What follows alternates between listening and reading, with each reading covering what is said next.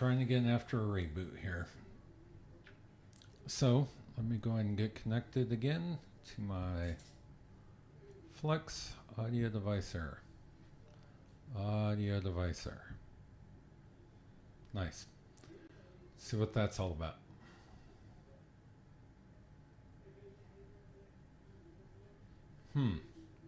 So seems like I need to connect back up to my office.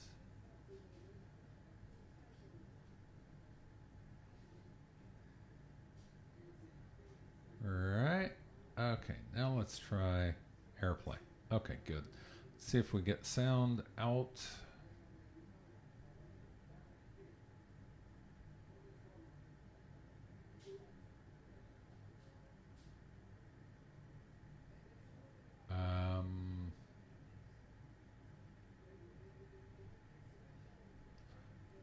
Let's go test for some sound here.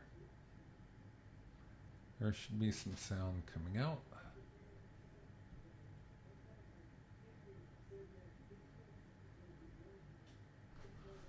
Let's see if it's coming out of my headphones. Nope, not coming out of the headphones. Yeah, Andy, I am.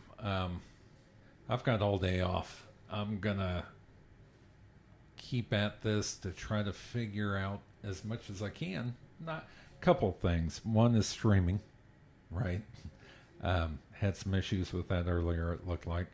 The second is the SDR software. And, you know, the best way to learn something is to mess with it till you figure it out, I think. That's my opinion. I could be wrong. The interesting thing, use radio output and stem mic. No, I don't want to do that.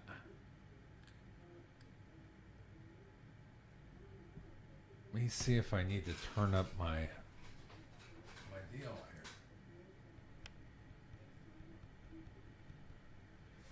here. Okay, so I'm not. Also went and got something to eat. Came back. But now I'm not getting sound out. So why am I not getting any sound out? It acts like something's trying to go through there, but I'm sure not hearing it. Let's see. Try this again. Go to Output Device, AirPlay.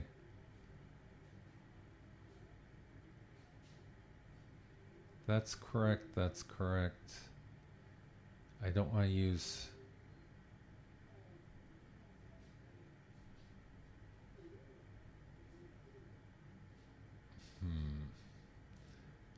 Okay, so now I can turn on and off this volume, but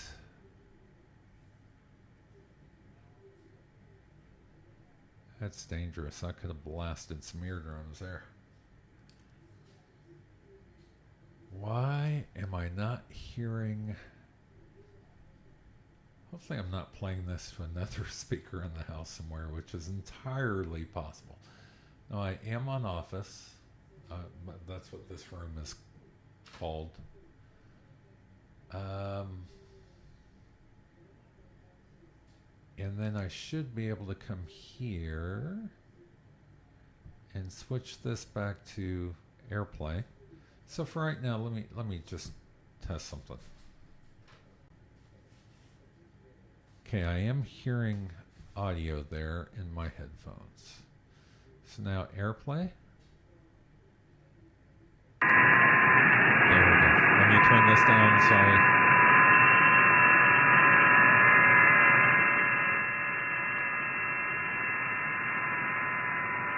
Okay, there we go. As you can tell, I got it figured out. Let me turn this volume down. There we go, and turn this down a little bit more for right now, just to clear it up. Okay, perfect. Got audio working again. All right, Andy, welcome back, and I appreciate you being here for sure.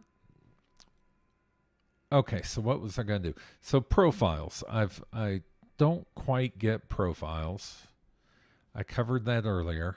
Um, the reason I don't get profiles is this. I've got three different sets of profiles, right? Global, transmit, microphone.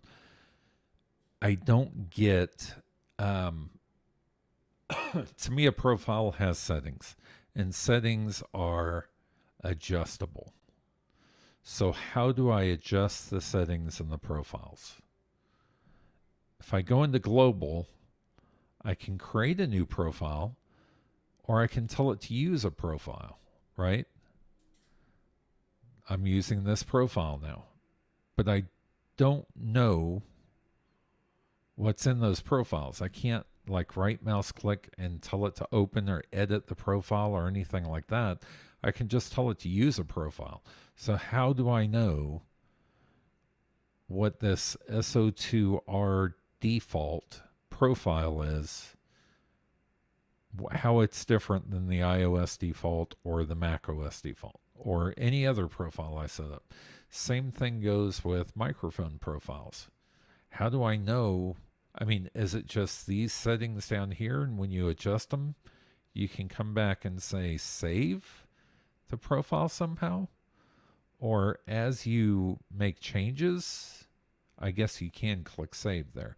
So you make the changes here on this side, and then you click save, and that's what writes it back to that profile, I assume. I know that right here, if I'm on the Mac OS default profile, but if I change these and then click save, does that, I don't know. Kind of confused with that. To me, you should, this is just me speaking, you should be able to right mouse click or edit or something here and it pop up an interface for you to be able to make changes to those profiles. That's just my guess. And I know I have that slid down. Oh noes. Let's come back over here.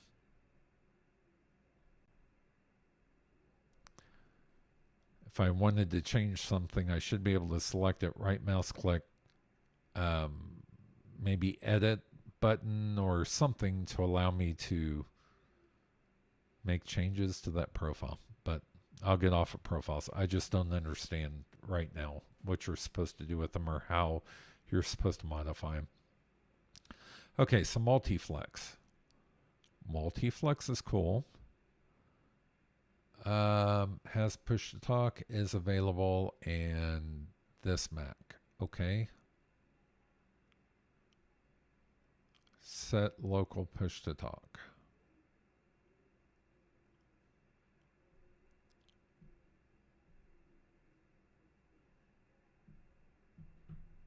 Huh. How do I change this? Is there, I don't know what I'm supposed to do here. I can't turn these on if they're off, or if the gray means, I would expect gray to be off. When you click it, it turns blue or something.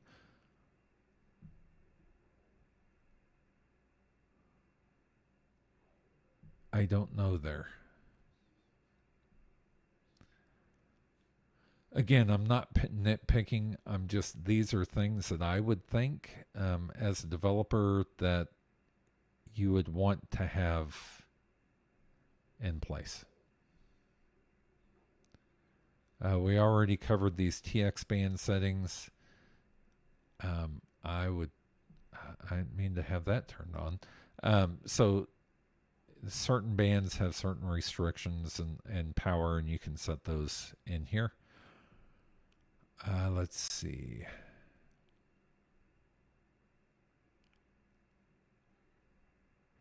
USB cables, already talked about that. Transceiver. If you have a transceiver, you can add that. I don't have anything hooked up to the transceiver port. That would allow you to go outside of the normal HF frequencies and basically jump up in bands and all that kind of stuff. I don't have one, so I'm not going to mess with that right now. Cat control. So I don't, the only,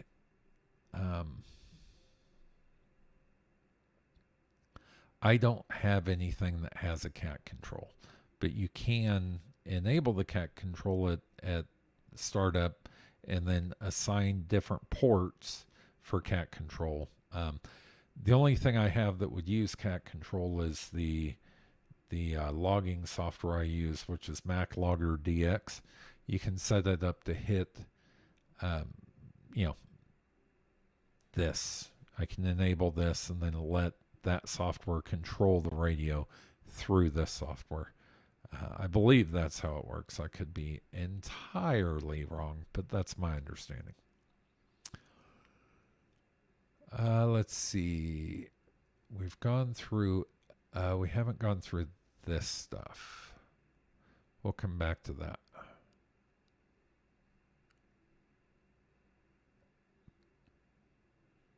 Okay, we'll come back to that right now. CW keyer. This is where you can set up what type of CW key you have. If it's a serial cable, you're using that, use it for push to talk or CW. You can also do keyboard keys for your CW keyer. There's your side tone delay. What type of keyer is it? Is it iambic or straight key? I don't have any. So I haven't messed with this yet. I'm just, opening that menu and checking it out. And I say it's a menu, it's actually a separate tool. Controller, so you got a MIDI controller and a flex controller. The MIDI controller is, pretty much what it says. You can have a MIDI device hooked up. MIDI device could be a keyboard or whatever. Could be any number of things. And you can use it to do different things. So I don't have a MIDI controller. So there's not much I can do there, but it's supposed to be incredibly easy to add a MIDI controller to your Flex Radio environment. So Flex control settings. Bluetooth incoming port is the only thing I have, and I can change the mappings.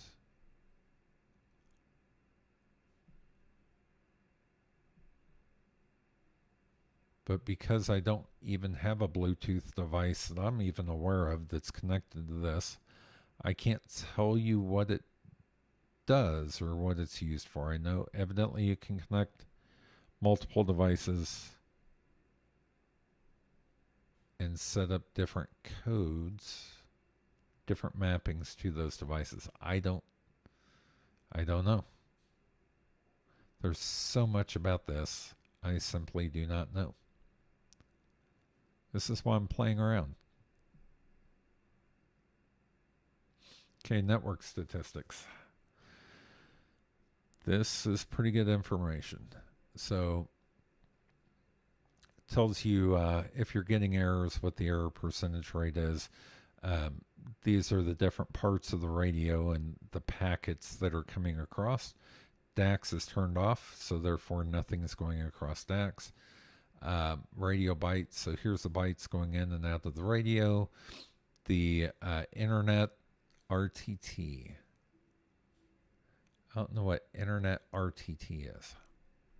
Real-time translation? Real-time transfer? I don't know.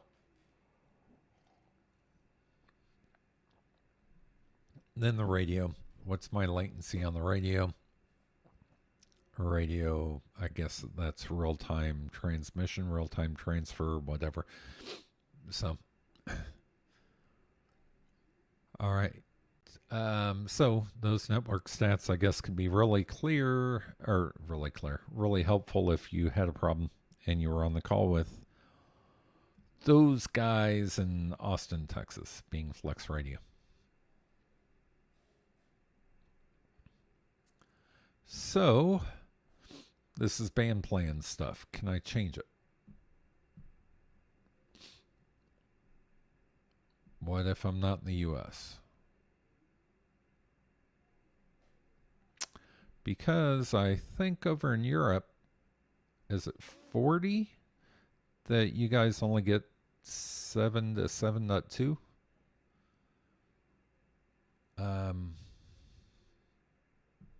What if you're in Europe? How do you change this? Or is it based on the region that you're in? So these colors correlate with these colors and showing the different parts of the band. So I wonder if there's a setting somewhere that says, hey, I'm in region 1 instead of 2 or 3. Let's see. So you can show band modes on the pan adapter, show band limits on the pan adapter. Yep, I like those settings being in there. What happens when they move things around? How do I update this? Or does it automatically update? Maybe it automatically updates with each update of the software. Maybe your general settings here, when you put in your call sign, maybe that tells it what region you're in, does a lookup or something.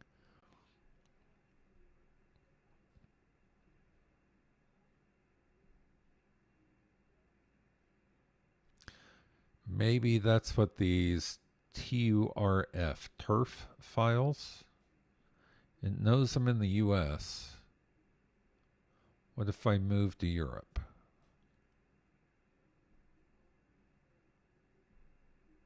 I would obviously get a European call sign eventually, but I would have to play by the rules over there. How does it know? Does it know where I'm at on the internet and therefore brings down that information?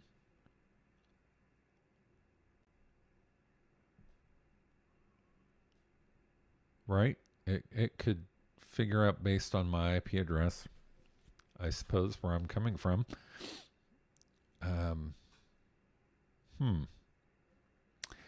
I don't know.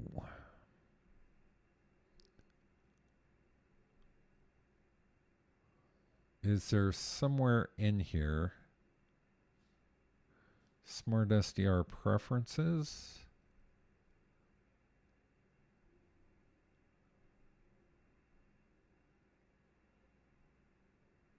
I don't have a SmartLink account yet, so oh, maybe it's here. Maybe it's this grid locator tells it.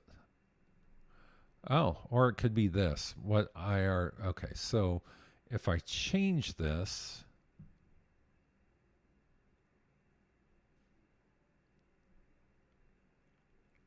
okay, so I changed that. Now let's see what happens on that band tool. It did change. Okay, so this band plan is driven by preferences and then ham radio. Which region are you in? I guess I should say the USA, not the Americas. That's good to know. I didn't know that.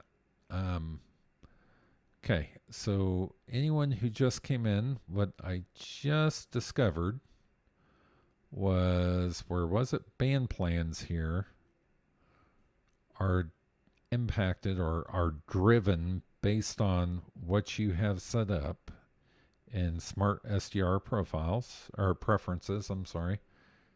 Ham radio, and then this right here, which IARU region are you in? Those two are tied together. We just said, hey, I'm in Europe. Hey, Radio Oklahoma. I'm doing all right today, man. I'm off. Off is good. Um, I worked all day yesterday, so thanks for dropping in. All I'm doing is jacking around today, trying to figure out this smart SDR software and figure out what needs to happen for me to become proficient at using the tool that I've purchased. Something is like going crazy. Somebody on this waterfall right here. Somebody's transmitting just garbage. I'm gonna move off of that rope. Ooh, I say move off of it. Let me move off this way. Boom. All right, and turn this volume off for right now.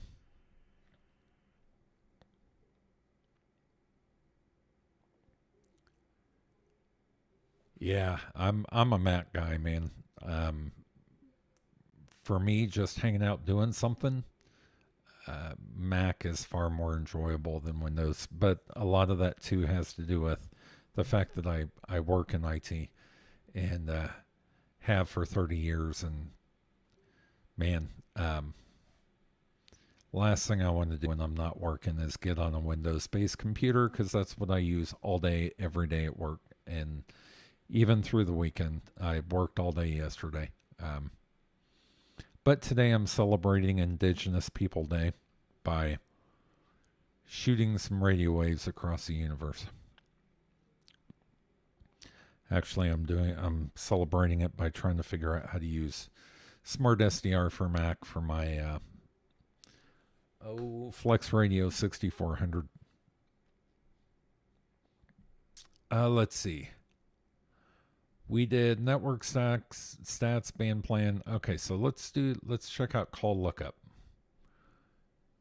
I'm gonna go ahead and put in here mine W5OHR. Okay, it says hey, he's North America. He's had 291 DXCC. I don't know what that is. DX something contacts. North America. Let's see, Zone 5, IT Zone 6. Let's look me up in QTH. So there I am, show me on a map, and shows a picture that I did not post out there, and I had nothing to do with posting out there. But there is my email address. I don't have, so Logbook of the World. I'm trying to get Logbook of the World. They evidently send you a card, and I never got that card. So I don't know what to do there.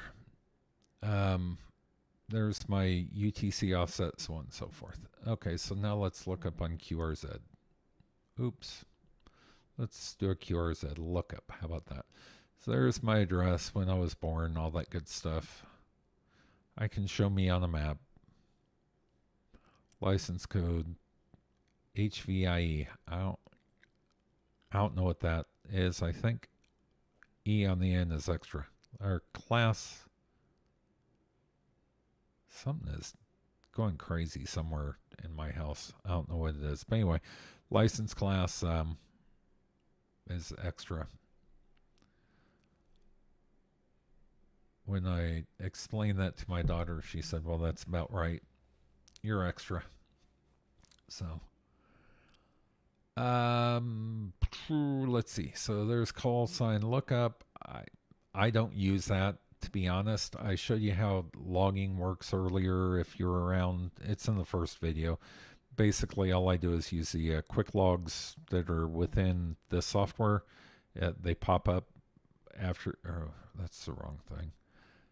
They pop up after, let's see, you make, let's say, an FT8 contact, pops up, you just say save log. It records everything in the log for you, and then I dump those logs out to the, what is this called? MacLogger DX. MacLogger DX, is my main log that has all my contacts, and then I take that and I load it up to up to, oh, actually, before I load it up there, I go in and I say, hey, go update this with callbook. And if it's a valid call sign, which this may be a contest call, or it could be a, um, yeah, yeah, no kidding. Uh, that's pretty funny. Yeah, my family gives me a hard time. They think I'm nuts for all this, but I keep saying that people that aren't as intelligent think that really smart people are crazy. So they that's what I tell myself anyway. Maybe I am crazy. But anyway, so I do this little update and it goes out, pulls stuff from somewhere, somewhere being call book, and then from there I just go update into QRZ. As soon as I get my logbook of the world, I'll the card, so I can finish that registration. I'll get that set up so I can send out QSL cards and all that good stuff from there. So, yeah, my family likes to give each other a hard time, without a doubt. Okay, oh wait, I don't think I was through all of these. Let's see, tools, DX cluster. So I don't understand DX clusters. I don't really know what they are, other than a way for people on the internet to log high areas of traffic, maybe a contest, maybe I don't know, a summits on the air or something. I don't know what that's all about. I know that people spot each other,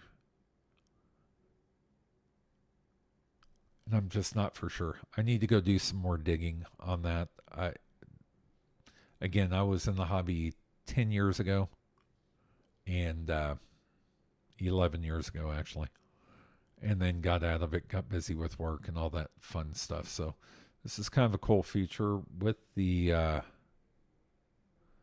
DX spots, or whatever. You can actually see where they're being spotted around the world, so it's a nice little visual, right? You have this within what is that called? Within the FT8 piece also. This little globe. Kind of a cool feature. I guess maybe if I click start, do I start spotting people that I hear? I'm just not sure how that works.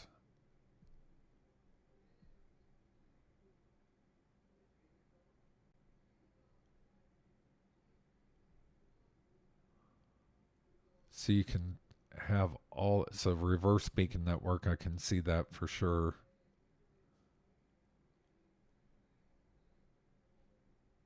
I don't know. I don't know exactly how that works. I need to spend some time on that to figure it out.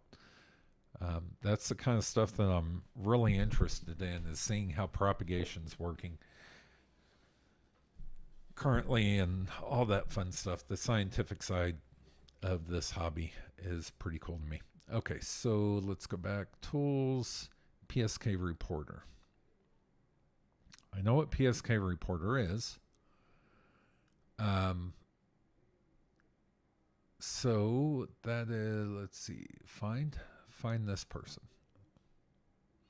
So those are all the places that heard me and when they heard me. So 3 hours ago, 19 hours ago, so on and so forth.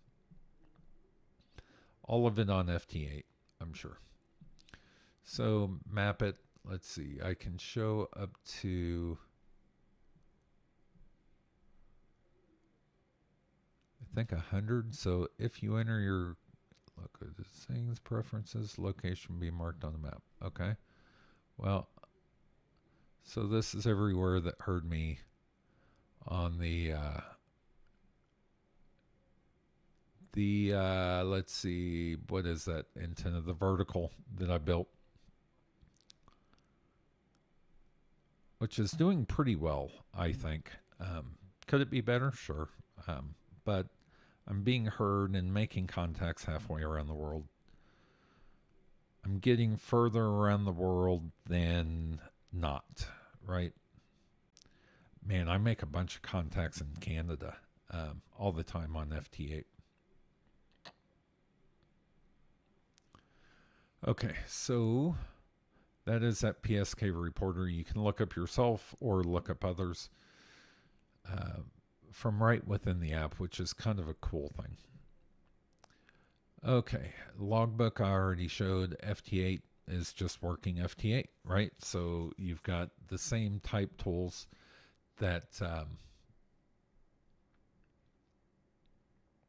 let's see, it says, yeah, always see people posting really cool data visuals of propagation. Yeah, broadcast, but I'm curious how they're gathering. Yeah, so there's a couple different things on that radio Oklahoma.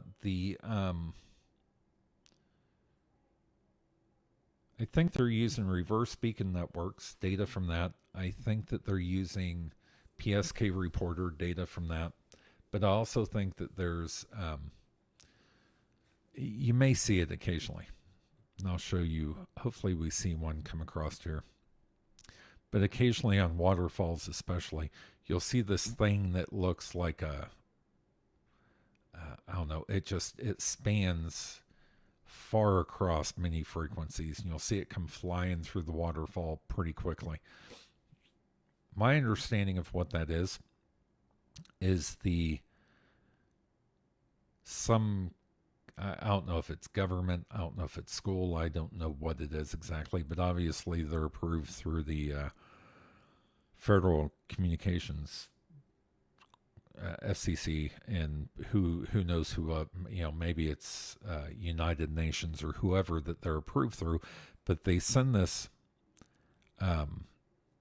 signal across multiple frequencies, and then they listen for that signal with different devices around the world, and when they transmit it, they know what time they transmitted it, and then they're able to see, oh, we received that signal over here at this point in time on these frequencies. So from there, you're able to deduce what kind of propagation is taking place, or when the propagation is taking place for different frequencies. That's according to Dave Kassler. So I don't have any experience with it. I'm just regurgitating something that David mentioned on one of his live streams that I was able to catch. Very smart guy.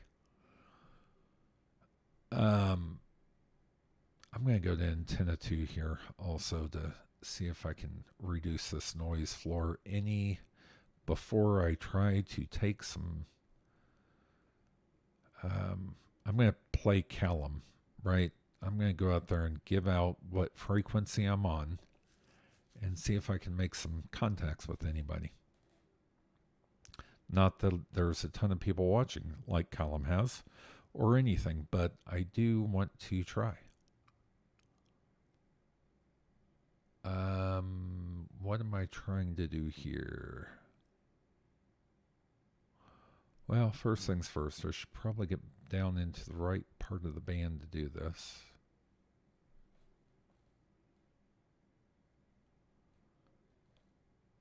I was going to turn on the preamp here.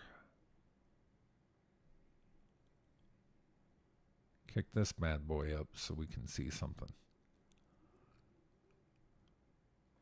And let's set this to an actual frequency that's going to be usable.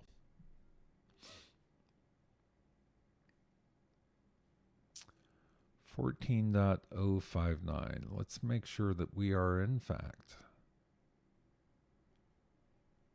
in an area that I can do what I want to do. These are the kinds of things that I just don't have down the memory yet. Let's take this to a 2.7. And let's see, 14060. I think I need to be way up here, though. I'm pretty sure that I'm way down in the Morse code range. So let's move well up. While looking at those signals in the waterfall, I'd say I'm down in the Morse code range. So let's scoot way up here. Yeah, that's more like it.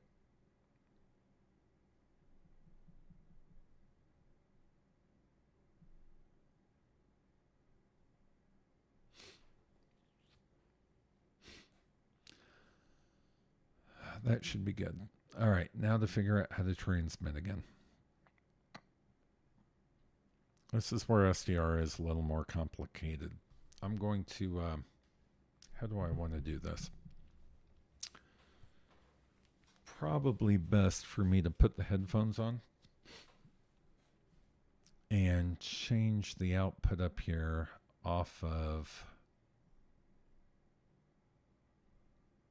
we're going to try this first. Again, this is my first live stream. So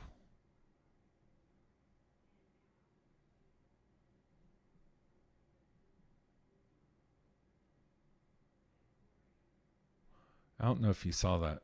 One of those things just came through that went, it sent a ripple across the entire band.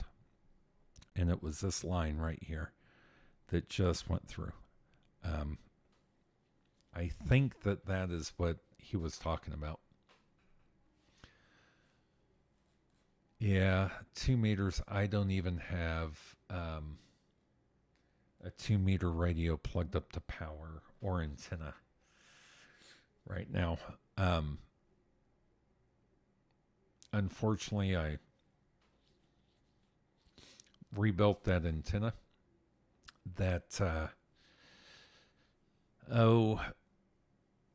turned it into a DX Commander style, let's see, 8-band vertical for 40 to 6 meter. And when I did that, the 2 meter antenna lost out because I knew I was going to do HF. I had a 440 set up, or a 70 centimeter set up, until I had to pull that cable and use it for the loop on the ground antenna that I built this weekend. So I need to get more cable. I need to get more stuff. Need to spend some money is really what I need. All right. So let's see if I can get, this is on 20 meter. Let me see if I can get the output device playing through the headphones, even though you're not going to be able to hear it, but I am. Okay, it is coming through. You know, one of the nice things is I have volume for my headphones, and I've got volume in the software in 2 different places.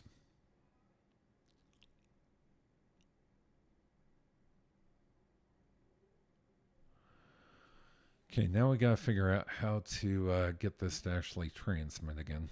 I figured it out the other day. I think I have to turn on Vox.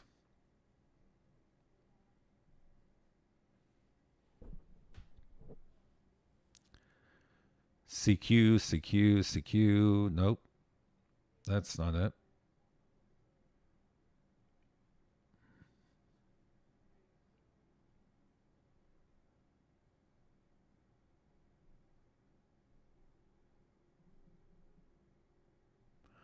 W5, hello. Nope.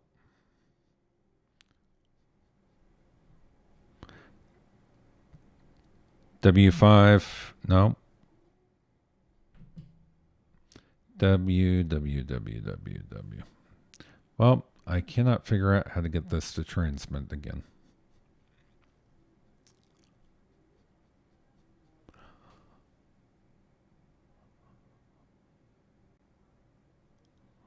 Yeah, I was right there with you until a week ago, man. I had to get a HF rig, and I looked at three different ones. I started out on the ICOM 7300. I think it's good radio. I think for the process, I think for the cost, it's great.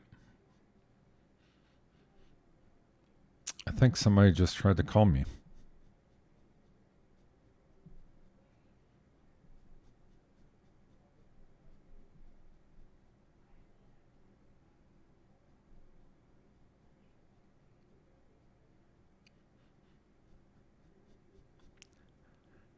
Maybe they did, maybe they didn't. I need to figure out how to get this thing to transmit again. Um, so 7300 to me is a great radio for the cost, for the price. I mean, amazing. Um, you can get them. I've seen them on eBay for $800, but and it's a good radio. And y'all, to me, it'll last a long time. A whole lot better than the FT857D that I had 12 years ago, 11 years ago, that cost a lot more than what that 7300 costs now for sure. Um, I also like the FT991A. I looked at both of those. I have always been a Yaesu fan. I wouldn't call me a fanboy. I have had Kenwoods. I have had Yaesus. For me, I decided that if I did not purchase the Flex Radio, the 6400, I would always want one because to me, everything's going SDR anyway. It's not that I don't like ICOM. It's not that I don't like, Yaesu or Kenwood or anything else. Kenwood's kind of fallen off, in my opinion, unless you want to spend $5,000. But um, to me, everything's going SDR. And the group that has the most experience with SDR is Flex. And because of that, I went with Flex. Because, I mean, if you look at it, the other two are SDR radios anyway, just in the form factor of a normal radio, right? But that's just my opinion. Um, I do some C++ programming, C sharp, have done VB, have done many different, Java, you name it. And I always thought that it would be pretty cool to be able to do some programming for a radio.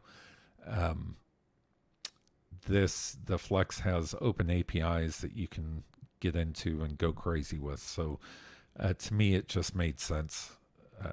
But I also will probably end up with some of those other radios eventually. It's just the way the hobby goes. I have been blown away by the Flex though.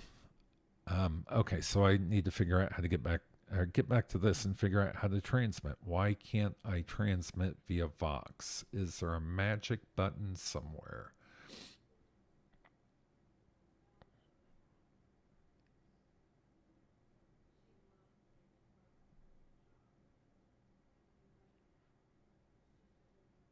CQ.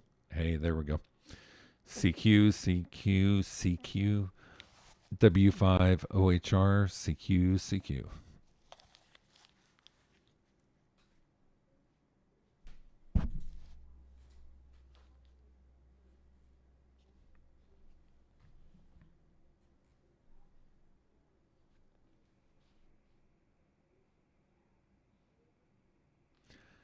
CQ, CQ, CQ, W5, OHR, CQ. So the problem is, I hear myself like half a second after I speak, and that drives me up a wall.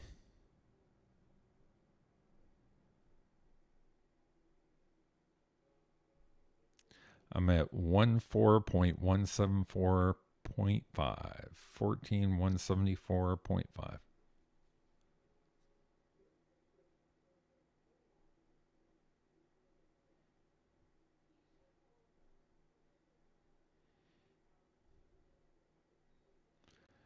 see if we can get anybody here. CQ, CQ, CQ. W5, OHR, Whiskey 5, Oscar, Hotel Romeo, CQ.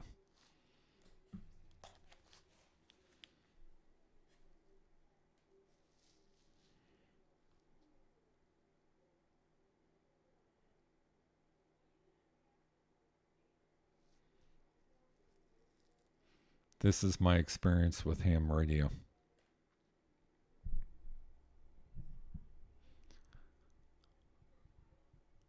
Yeah, I think that I think it's pretty cool.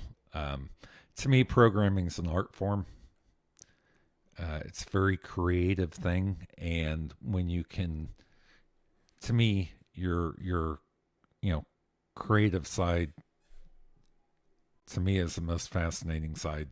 Um, just simply because the feeling that you get when you build something is mind blowing, and programming, especially to me, is mind blowing. My son is a programmer for he works on various government classified things for Raytheon. Um, yeah, it's I work out of Dallas, but I work from my home, so it's you know, COVID scenario hasn't really hurt me because I worked out of the house all the time anyway. Let me try to call CQ again here.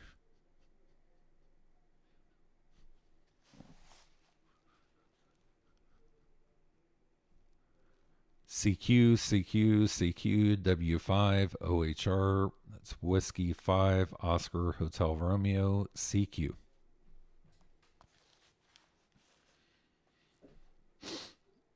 Yeah, I think it's cool. I hear something out there.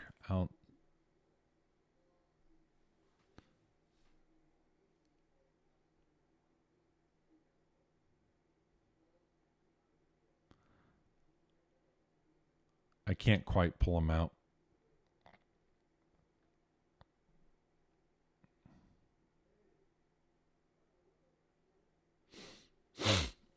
I cannot pull them out. Okay. CQ, CQ, CQ, W5, Oscar, Hotel Romeo, CQ, Whiskey 5, Oscar, Hotel Romeo, CQ, CQ.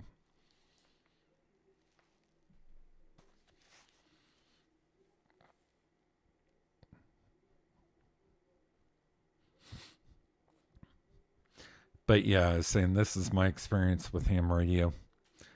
I call CQ and nobody ever replies. There you go. That was one of those stripes right across here that just went across, and then you'll see it go across again. See how it varies in time and frequency? Um, that's one of those birdies or whatever that's actually got a purpose. You'll hear it go when it goes by.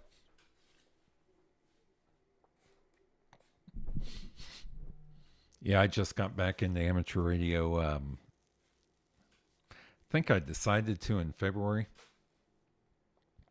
and my call sign had expired, or like 2 years and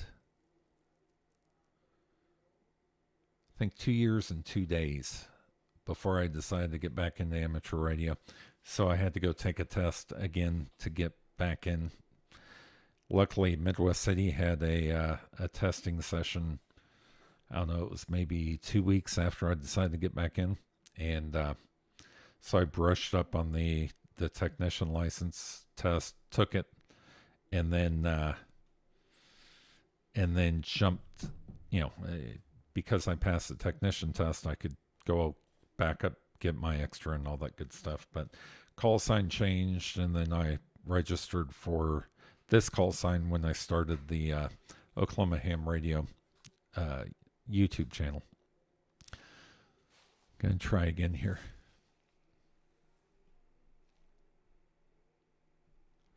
CQ, CQ, CQ, W5, OHR, that's Whiskey 5, Oscar Hotel Romeo, Whiskey 5, Oscar Hotel Romeo, CQ.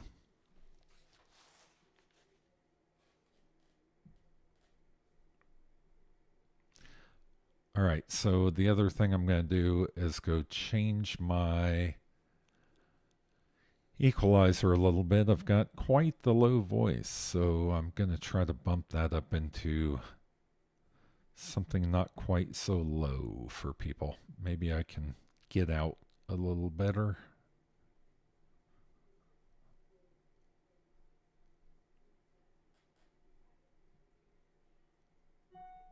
We're going to try something like that. Bring this one up a little bit.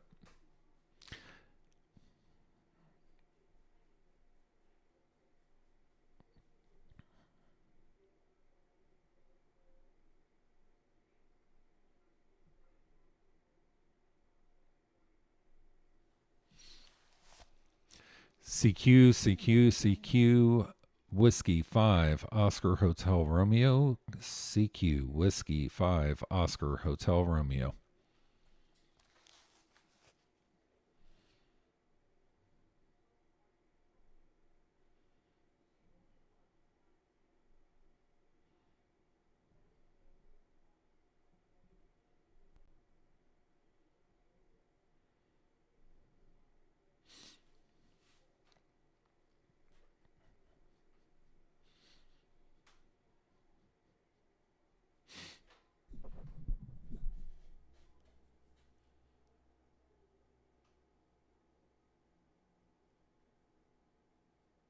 Oh yeah, I'd love to, dude. I want to do POTA.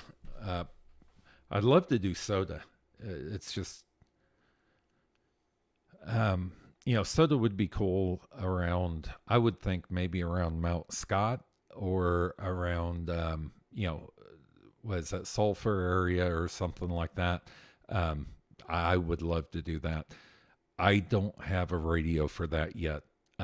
February, I'll be getting a radio for that.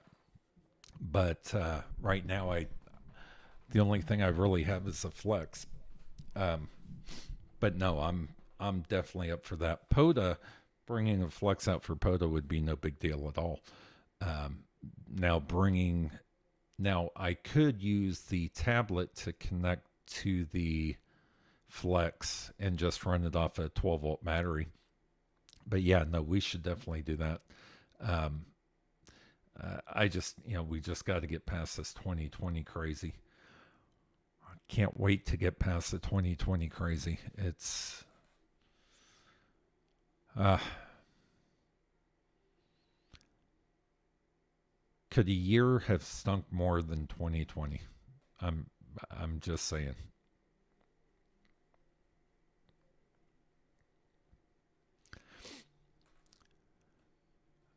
Okay, so let's go ahead and try this again.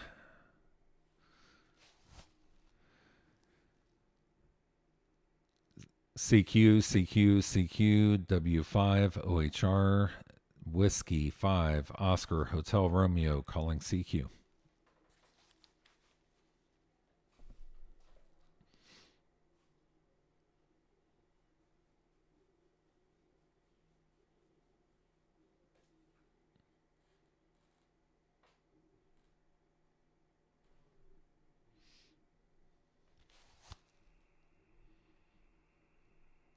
I heard a station way down in the noise. Let me try to pull you out of there if you wouldn't mind coming back again.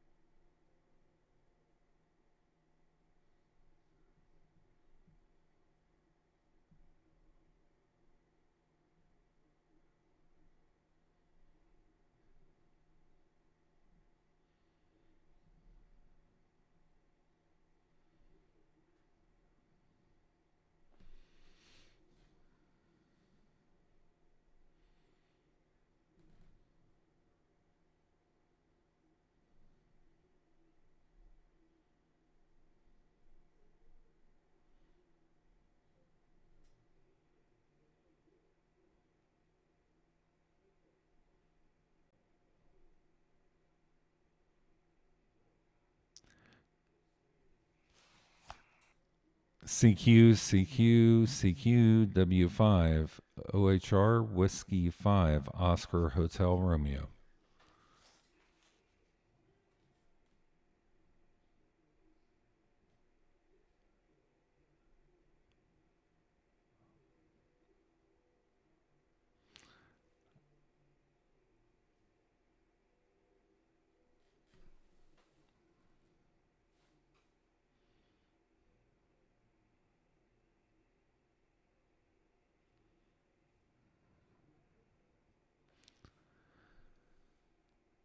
Yeah, I'm sorry, I can't quite pull you out of the noise.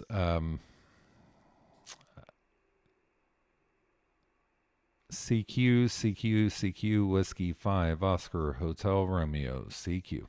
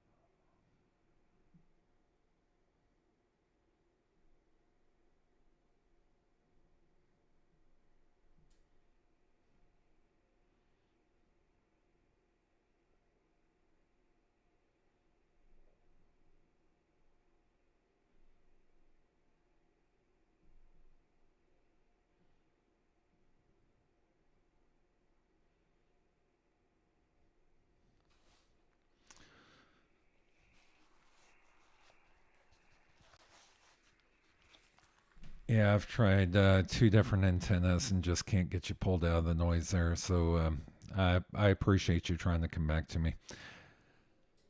W5 OHR Whiskey 5 Oscar Hotel Romeo will be clear.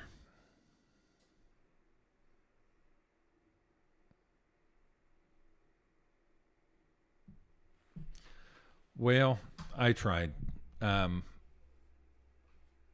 oh, well, you know,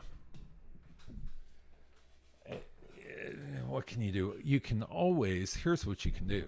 Here's what you can do. This is what you can do. You can always come up here, go to Tools, go to FT8, switch back over to whatever antenna you got. Let's go with this one. Let's see. Go back over to FT8, Tools, FT8. Bring that up here. Hide. I'll just slide that over. Actually, I can close this. Tell it to RX. And you can always work some FT8. Just saying. It's the best thing going for ham radio right now, I think, is short distance stuff and FT8. I mean, that and just trying to work through the horrible conditions that we have right now. You know, the bad thing about it, let me do this real quick. It's going to get loud.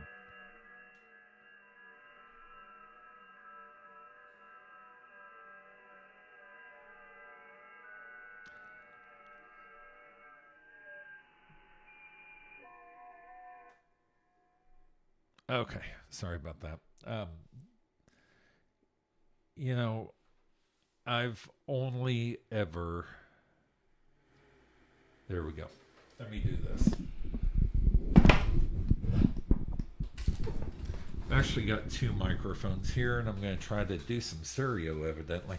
But I've only ever operated in bad conditions. The last time I got into amateur radio was during horrible conditions. I come back and I hit it right at the low, right, solar low. So that's all I've ever known. Um, FT8 didn't exist at the time, last time I was in. So I've jumped on the gateway drug of ham radio, which is FT8. And if you know, as much as I hate it, I say hate it, as much as I hate, the band conditions being as bad as they are, at least now we have something we can do, right? Make some contacts. So,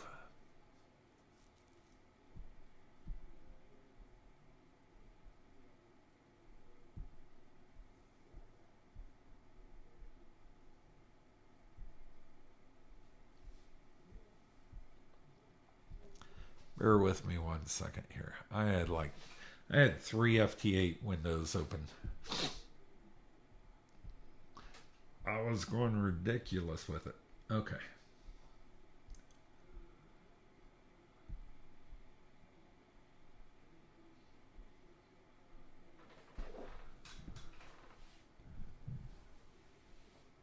Yeah, so here's Radio Oklahoma. Here's, let me find it.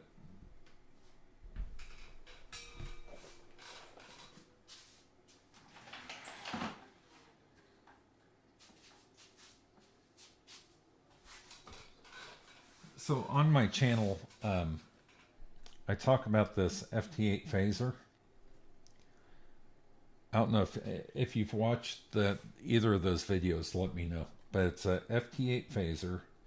It's a little digital mode transceiver. And it's a kit that you build. It takes a 12 volt input. It's a, 4 watt maximum output. And I show on one of my videos the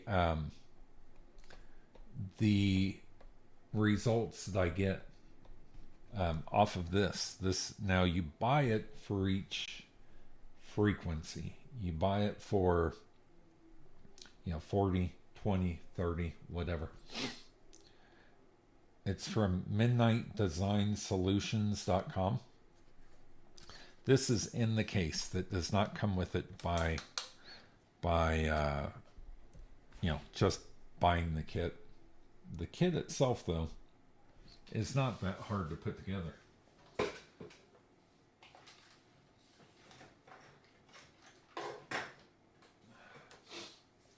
This is one of them outside the kit, or outside the case. This one I think is for 17 meters. But you throw a wire up,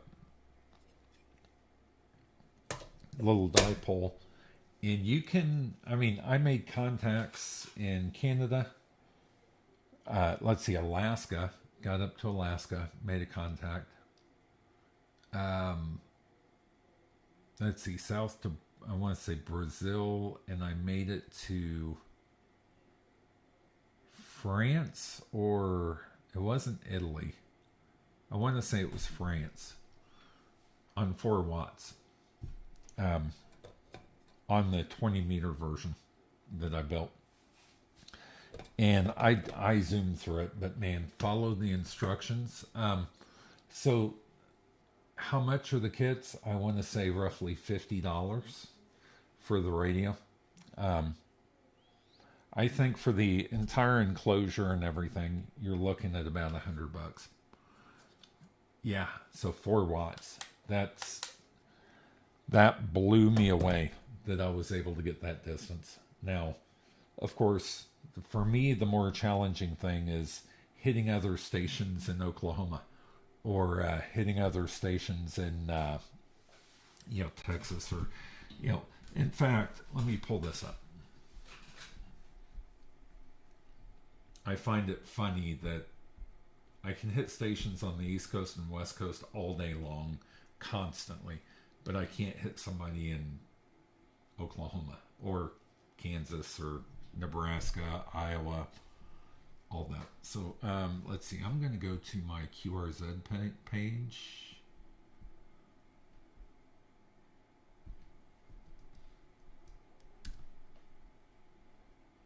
And go to my logbook.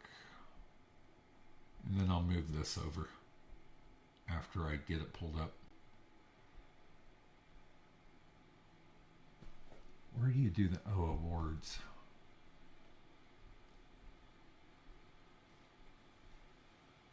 So I'm not going to see the chat right now for just a minute. You get this about the right size to fit on here. Okay. So,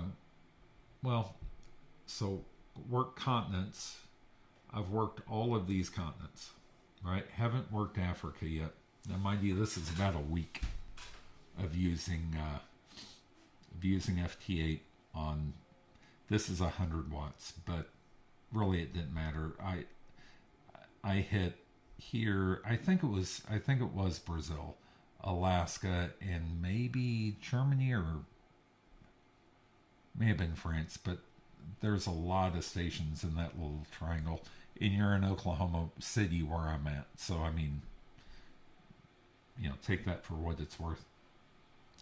Now, if you come over and do worked all states, though, I worked a location right down here on the way down on the tip of Texas to get that one. It was yesterday maybe that I worked a Louisiana station, Alabama station, but I can't hit Iowa, Nebraska. I can hit North Dakota. I can hit Canada all day long. Montana is, there's not a lot of people there. There just isn't. Wyoming's the same way. But the areas that I'm missing, man, I can't hit close. I mean, I can hit Maine all day long. I can hit Florida. I can hit Alaska, Hawaii, Japan, all that. But I can't hit. Anyway, it's an interesting dilemma.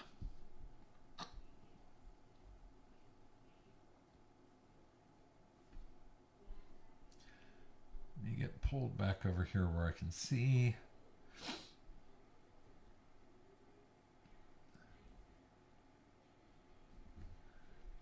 Let's see. It's you're from Arkansas. Have to try. Oh, cool. Yeah. Yeah, on that 3D printed enclosure, I 3D printed some of those. I don't know if I still have it laying around here. I may have thrown it away just today. In fact, that trash bag may still be in here. It is.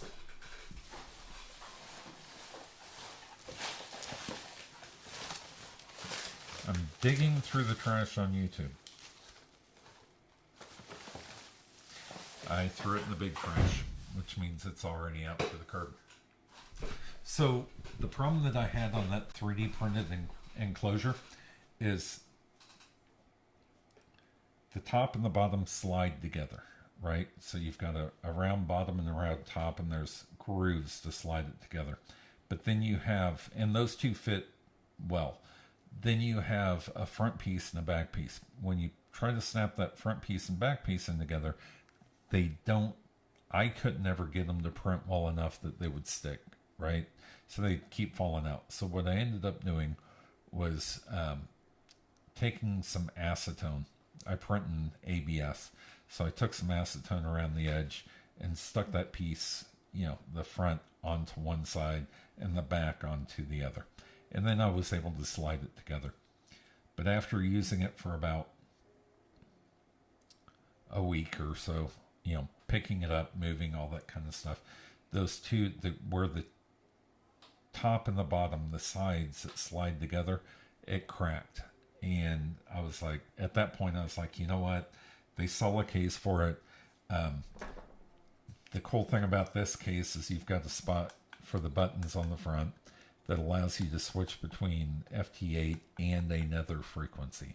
So it can either be FT8 and Whisper, or FT8 and FT4, or FT8 and FT8 alternative, or whatever. So yeah, I agree. It needs to be redesigned, and I didn't take the time to redesign it. But that's That's the reason I like this. The other thing that this one had on it was the power button to turn it on and turn it off, as opposed to plugging in and unplugging that port. But those were the things that I liked about this case. It's pretty dang rugged. So take that for what it is. If you get one and you need a case, I've got an extra case here. You can have it. You can swing by and get it, and you can take it. I would rather you have a good case for it than, unless you just want to jack with the 3D printed one, and redesign it and all that. That's up to you. But I've got an extra case. I've got two extra cases actually. There's a case right here that you can put together. So if you want it, you can come by and grab it at any point in time. I work from the house all the time, so it does take about a month to get the radio. Yeah, so definitely do that. Or let me know your address and I can ship it to you too. Mail it in normal mail. I'll be there in no time. All right, so what time is it? It is 2:32. Yeah, and if you've got any questions about putting it together, I mean, I watched some of your videos. You're a sharp guy. If you have any questions, though, feel free to reach out to me. And it's a fun build. It's a pretty cool build, and nothing like making a contact on a radio that you put together yourself. I mean, to me, same thing with antennas. There is nothing like making a contact with somebody halfway around the world or halfway across the country when you put the radio together that you are using. To me, that's an extremely satisfying thing. Can also be a very frustrating thing. But I've experienced both. All right, so in 2 hours, I think, let's go find out. Let's go find out who's up first on Friday night. No, Friday night. Monday Night Ham Radio.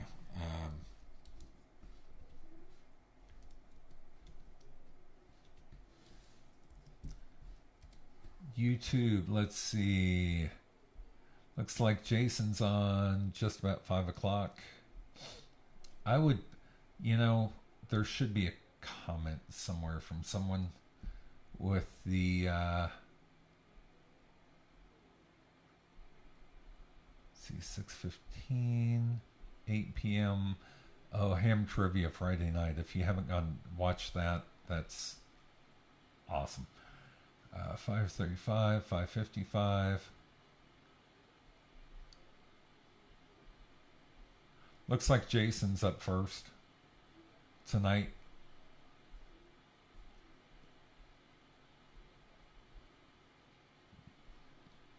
I think that's in 2.5 hours. Yeah, 2.5 hours. So I've been on for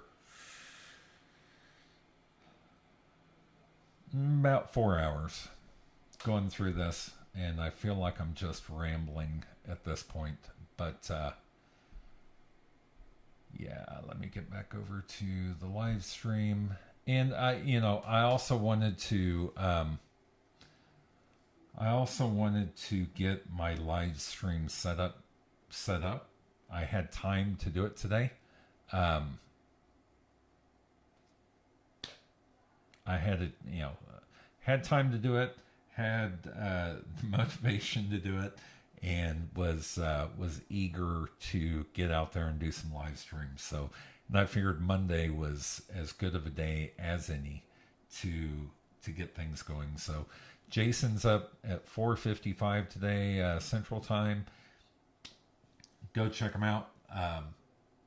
He's always got good content, and just so you know, if you haven't ever met Jason, he's a heck of a nice guy, and I appreciate him for what he does for amateur radio, along with all the other YouTubers. So I'm gonna say bye. Hey, Radio Oklahoma, we definitely need to get together. no doubt in my mind that we need to get together. I think that your skill set on what I've seen with your videography is incredible. And that's something that I do not have, that creative part. So let's get together, and figure out what we want to do together to get something going, if that sounds good to you. So take it easy. We'll see you tonight, man. 73. And yeah, we should. So 73, take it easy. I'm going to go ahead and end the stream. I got to go unload the dishwasher and put the dishes up in the kitchen so the wife will be happy. Take it easy. Have a great one. Bye.